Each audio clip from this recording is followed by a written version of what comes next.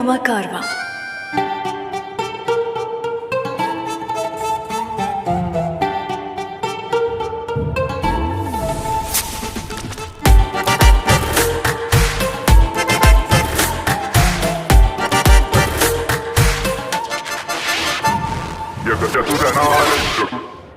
चतुर नार करके सिंगार करने बाजार निकली, नैना कटार कर दिल पे वार वो कर की बार निकली। पहिर के सड़िया करिया रे लागतिया रे सवरिया रे, चाल से करा लागता की दाल में बा कुछ काला। ए काला काला कजरा मोहब्बत वाला, अखियों में ऐसा डाला कजरन ले ले मेरी जान, हार मैं तेरा कुर्बान। गजर गजर गजरा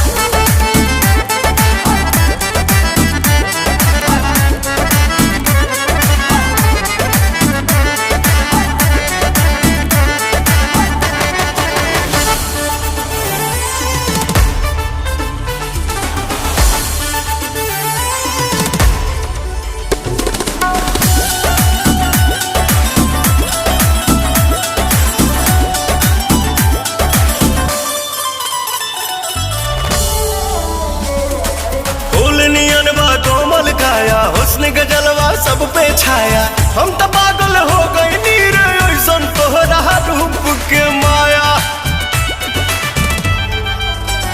मेरा ठुमका लाखों का, मेरा ठुमका लाखों का, मेरा लाखों में है बाबू काला सुरमा आँखों का। लच के जब कमरिया रे हटे ना नजरिया रे, आग लगावे तन में हमार मन भइल मतवाला।